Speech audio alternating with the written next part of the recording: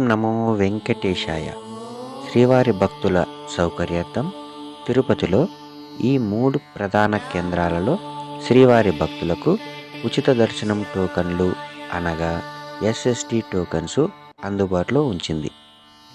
ఈ టోకన్స్ గతంలో ప్రతిరోజు రాత్రి 9 గంటలకు ఇస్తున్న ఈ ఎస్ఎస్డి టోకన్స్ ప్రస్తుతం ప్రతిరోజు సాయంత్రం 6 గంటలకు టీటీడీ భక్తులకు జారీ చేస్తూ ఉన్నది. భక్తులు ఈ విషయం గమనించగలరు.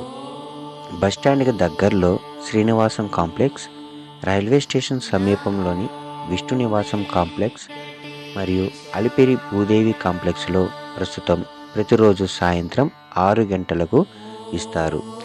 ఈ టికెట్స్ ఎప్పటి వరకు ఇస్తారు అన్న విషయం మాత్రం తిరుమలకు వచ్చే భక్తుల రద్దీ మీద ఆధారపడి ఉంటుంది. అంతేకాకుండా శ్రీవారి మెట్టు మార్గంలో కూడా శ్రీవారి భక్తులకు ఉదయం 5 గంటల నుంచి నడకదారిలో పొందవచ్చు. కానీ ప్రస్తుతం తాత్కాలికంగా టీటీడీ వారు ఈ టికెట్స్ను తిరుపతిలోని అలిపిరి బస్టాండ్ వద్ద శ్రీ భూదేవి కాంప్లెక్స్లో పొందవచ్చును. తరువాత ఈ టికెట్లు పొందిన భక్తులు శ్రీవారి మెట్టు నడకదారి మధ్యలో తప్పనిసరిగా టీటీడీ వెరిఫికేషన్ సీలును వేసుకోవాలి. ఈ వెరిఫికేషన్ సీల్ లేకపోతే శ్రీవారి దర్శనమునకు అనుమతించబడదు. 12 సంవత్సరముల లోపు ఉన్న చిన్నపిల్లలకు ఎటువంటి టికెట్లు అవసరం లేదు.